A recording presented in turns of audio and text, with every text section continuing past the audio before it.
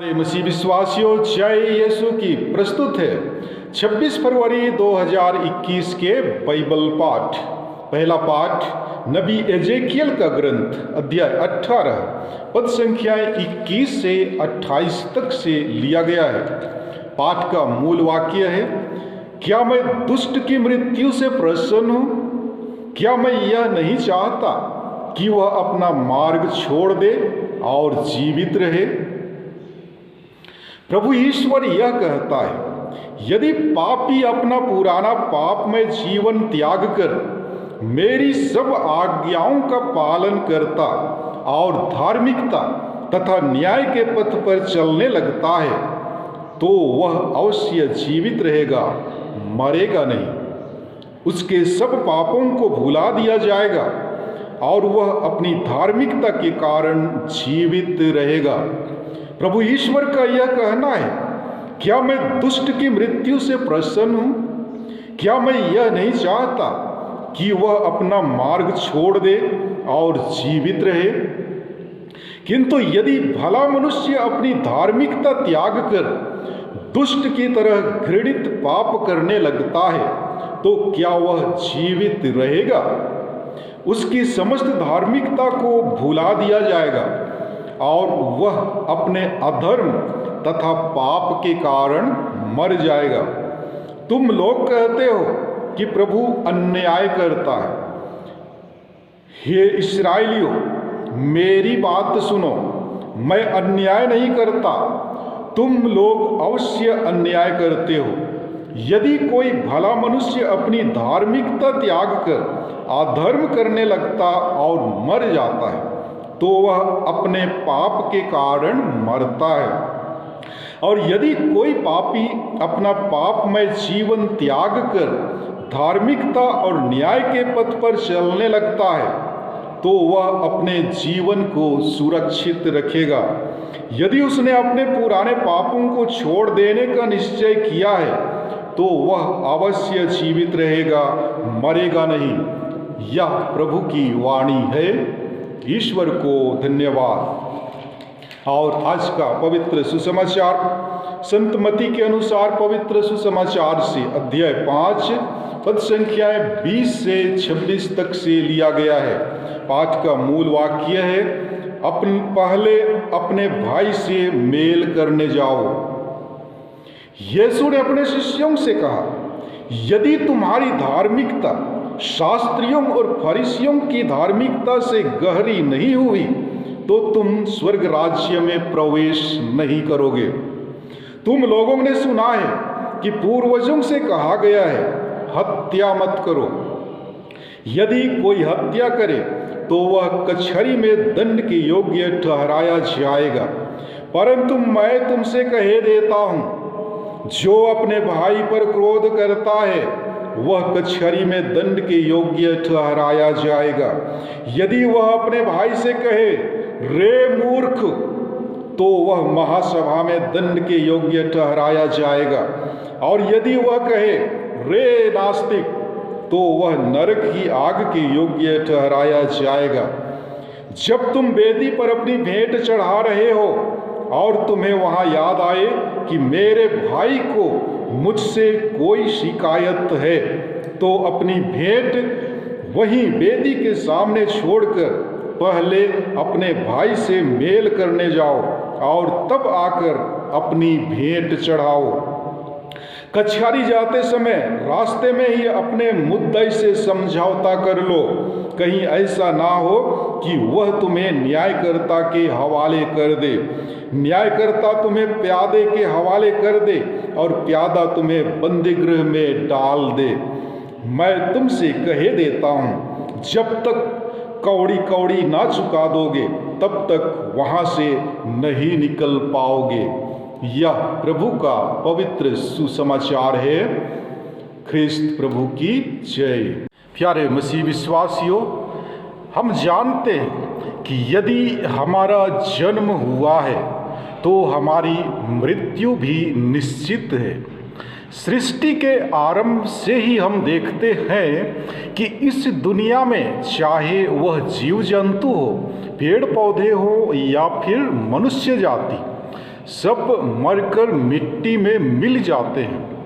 मृत्यु शब्द इतनी खतरनाक है कि इसे सुनते ही हमारा शरीर कांपने लगता है।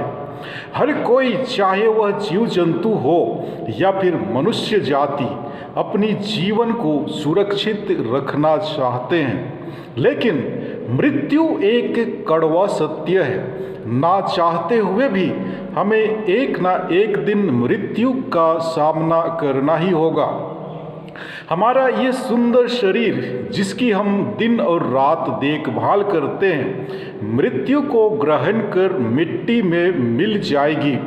लेकिन संत योहन के सुसमाचार अध्याय 11 पद संख्या 25 में प्रभु ईसा मसीह कहते हैं, पुनरुत्थान और जीवन मैं हूँ। जो मुझ में विश्वास करता है वह मरने पर भी जीवित रहेगा, और जो मुझ में विश्वास करते हुए जीता है वह कभी नहीं मरेगा।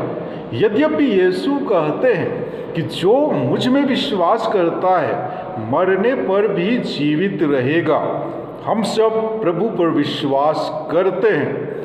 विश्वास क्या है? इब्रानियों के नाम पत्र अध्याय 11 पद संख्या 1 में वचन कहता है कि विश्वास उन बातों की स्थिर प्रतीक्षा है जिनकी हम आशा करते हैं, और उन वस्तुओं के अस्तित्व के विषय में दृढ़ धारणा है जिन्हें हम नहीं देखते। हमारा विश्वास है कि जब आत्मा हमारे शरीर को छोड़ देगा तो हमारा शरीर क्षीण अवस्था धारण कर लेगा।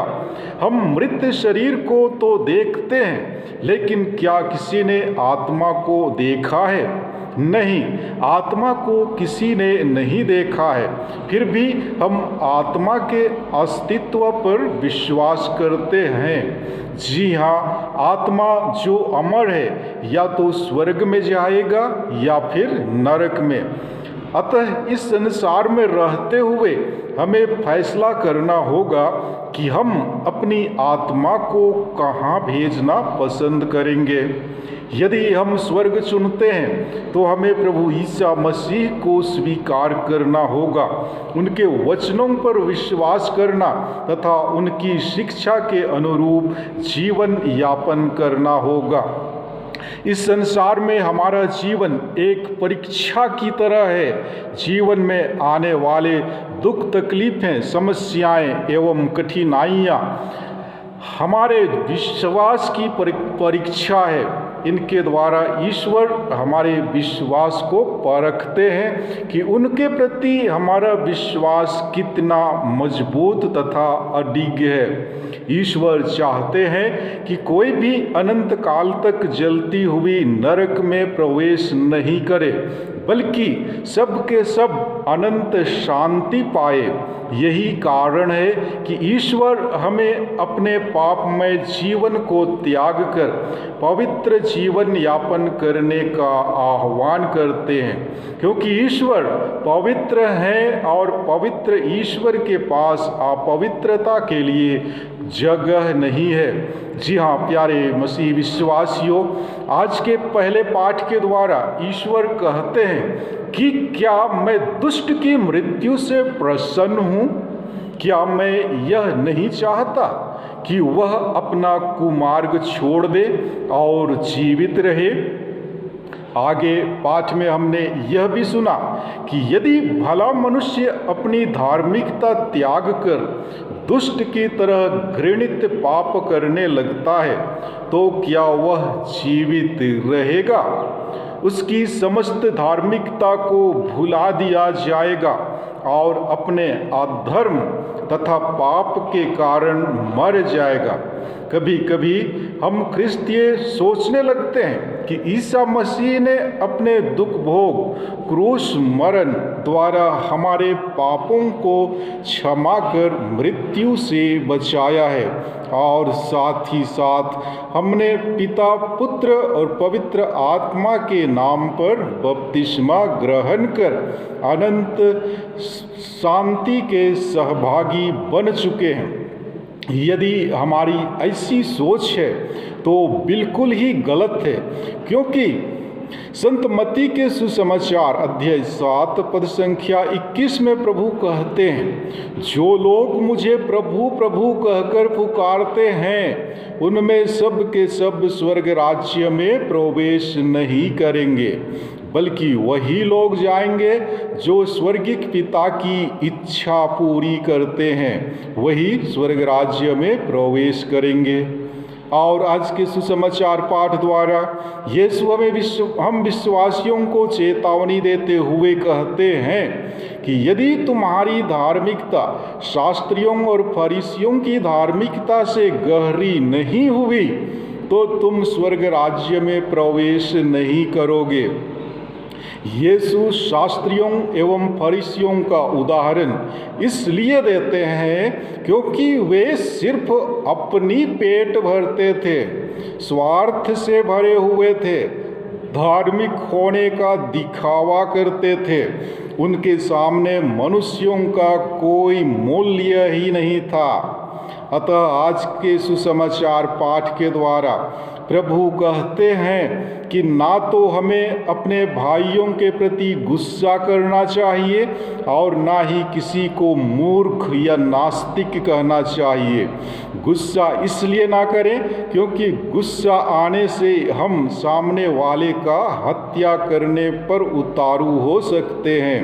प्रभु कहते हैं कि यदि हम किसी को मूर्ख कहते हैं तो वह भी पाप है, क्योंकि सभी मनुष्य ईश्वर के सदृश बनाए गए हैं। जिसे हम मूर्ख समझते हैं हो सकता है कि वह हमसे भी ज़्यादा बुद्धिमान हो सकता है कि वह व्यक्ति जिसे हम मूर्ख कहते हैं ईश्वर के नज़रों में पवित्र एवं निष्कलंक हो, तथा जिसे हम नास्तिक कहते हैं वो हमसे भी ज़्यादा धर्मी हो सकता है कि हम कलीसिया के सभी क्रियाकलापों में भाग लेते हों और हमारे सामने वाला व्यक्ति न प्रार्थना करते दिखाई देता है, न रविवारीय पूजन पद्धति में भाग लेता है, लेकिन हो सकता है कि वह प्रभु की इच्छाओं के अनुसार जीवन यापन करता हो। इसलिए प्यारे मसीह विश्वासियों, कभी भी हमें अपने भाई में अपने आप में घमंड नहीं करना चाहिए। फिलिपियों के नाम संत पौलुस के पत्र अध्याय 2 पद संख्या 3 की बातों को हमेशा याद रखें, जहां प्रभु का वचन कहता है, आप दलबंदी तथा मिथ्याभिमान से दूर रहें। हर व्यक्ति नम्रतापूर्वक दूसरों को अपने से श्रेष्ठ समझें। कोई केवल अपने हित का नहीं बल्कि दूसरों के हित का भी ध्यान रखे। अतः यदि हम जीवन को पाना चाहते हैं तो इस चालीसा काल में अपने अभिमान को तोड़ें, विनम्र बने। यदि किसी के प्रति मन मुटाव है तो विनम्रता को धारण कर समझौता करें। ये कठिन है और कठिन इसलिए है कि कोई झुकना नहीं चाहता, विनम्रता को धारण कर नहीं सकता और दुश्मनी दुधारी तलवार के समान तेज होने लगती है। इसलिए यदि हम ख्रिस्त के अनुयायी हैं तो हम अपने मनोभावों को ईसा मसीह के मनोभावों के अनुसार बनाने की कोशिश करें। यीशु जो स्वयं ईश्वर थे और उनको पूरा अधिकार था कि वह ईश्वर की बराबरी करे, फिर भी उन्होंने दास का रूप धारण कर अपने को दीनहीन बनाया। यही कारण है कि ईश्वर ने उन्हें महान बनाया और उनको वह नाम प्रदान किया जो सब नामों में श्रेष्ठ है। प्रार्थना करें कि ईश्वर हमें क्षमा करने की शक्ति प्रदान करे ताकि हम एक दूसरे को क्षमा कर सकें। आमीन। प्यारे दोस्तों, यदि आपने अभी तक मेरा चैनल सब्सक्राइब नहीं किया है तो कृपया सब्सक्राइब करें, लाइक करें, कमेंट करें और शेयर जरूर करें। धन्यवाद।